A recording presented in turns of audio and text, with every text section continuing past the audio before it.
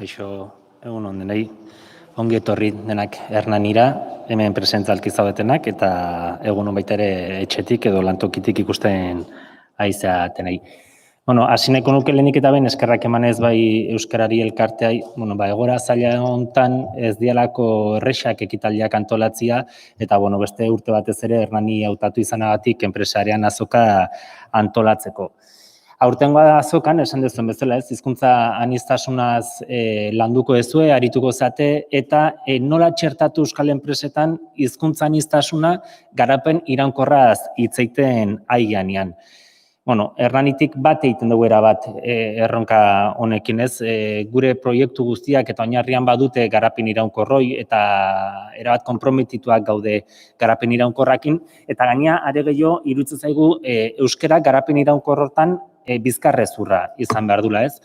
Aurrez aipatu duzu Europa mailan eta daudela garapen iraunkorraren inguruan hainbat helburu markatuak ez, 2030 behi da, eta garapen sozioekonomikoa zitzaitean helburu horietan aipatzen dena da ingurumena errespetatzaz gain tokikoa ere errespetatzea ez.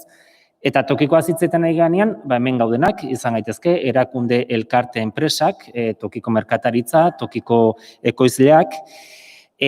Argi gelditzen dena da, tokiko garapen iraunkorra hitzaiten nahi ganean, ez gala soilik garapen ekonomikoaz hitzaiten nahi, ez? Beste faktore garrantzitsuago batzuk ere, barne hartzen ditula kontzeptu horiek horrek, eta dela ingurumena, eta batez ere, orokorrean jendartia, ez? Beraz, ekonomia, ingurunea eta jendarteaz aritzen daunean, aritzen ganean, iruditzen zaigu euskarak erdigunea izan behar dula. Ze nola ulertu dezakegu, garapen iraunkorraz hitzaiten nahi ganean, eta tokikoaren errespetuaz hitzaiten nahi ganean, euskara erdigunean egotea edo baztertu egotea, ez? Ni desde luego, ulergaitza egiten zaitez, eta iruditzen zaigu kasu horietan eta tokiko errespetua zitzaiten nahi ganean eta garapen iraunkorra zai ganean euskarak erdigunean edo egon behar dula, ez? Erdigunean egoteaz gain, transbertsala izan daiteke euskara ere, ez? Garapen iraunkor horren helburu horien bide hortan, ez?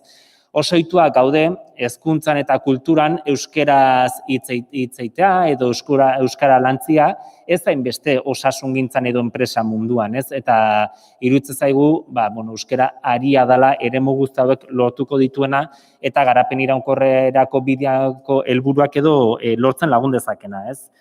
Hernanitik behintzat, hala ikusten dugu, argi eta garbi, eta guk aurrera eramaten ditugun proiektu guztietan oinarrian edo atzean ildo hauek edo printzipio hauek daude, eta gure esku dagoen bitartean behintzat hala izaten jarraituko, ez? Gaurko saioan izenburuan bukaeran aipatzen da, eta hizkuntza aniztasuna zer? Erronka handia Nabelek ere hasieran aipatu du ziur ekarpen interesgarriak izango diala, hausnarketa interesgarriak, eta asko ikasteko parada izango dela gaur. Hernanin, desde luego, badaude prest hori dena ikasteko, eta gure partetik esan, goza dezazuela aurtengo azoka hontaz, eta eskerrik asko etortzatik.